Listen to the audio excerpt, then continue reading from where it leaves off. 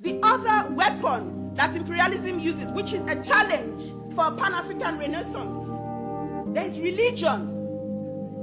Some of us, with all our radical rhetorics, it's shocking. We are still deeply Christian, deeply Muslim, deeply this, deeply everything but African. You see, the clapping has gone down because there's a lot of intention in the room. And we can't understand as long as you continue to see and to understand God and the Creator through the lenses of another race. You will never know freedom in your life. Never. Religion is a cultural understanding of the spiritual. That's why Indians are Buddhists and these Jews are that and this and that. It's just an expression, an attempt to understand, the supernatural. So when we as Africans continue the denigration, you hear Africans say, oh, that's fetish. Like some people, when they see the cowries, oh, that's fetish. Do you know what it is? This is where the problem is here. In the head. In the head. And if we don't fix that problem in the head and in the mind, we ain't going nowhere. You see, the Chinese are coming to Africa, right? Or they're already there. They're going to bring their own God, Confucius, whatever it is they practice. And you'll see Africans there, worshipping.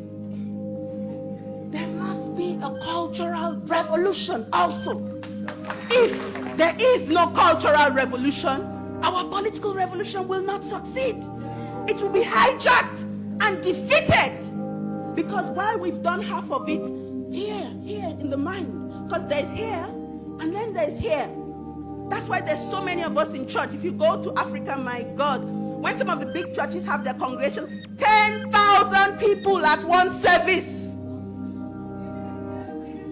Well, I can't even talk about it because when they have their revivals in Nigeria, do you know there's no space for them in the city? They have to give them space outside. 2 million people turn up looking for redemption, looking for the Messiah. But we have to understand that because the state has failed them, society has failed them, only Jesus has not failed them. And the reason why that hasn't happened is that they're most unlikely to meet him.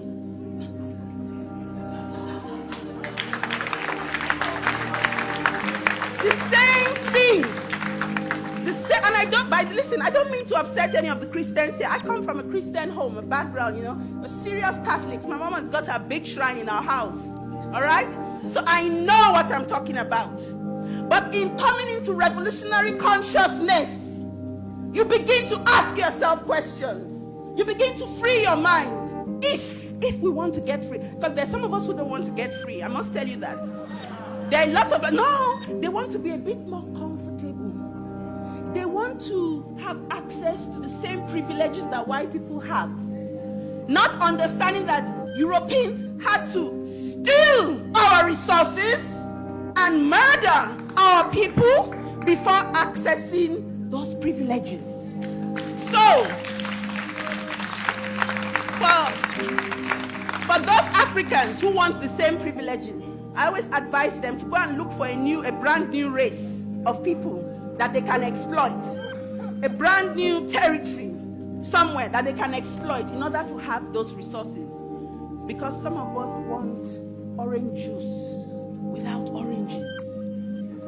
We want freedom without struggle. That's what some of us want. That's why we wait for the Messiah.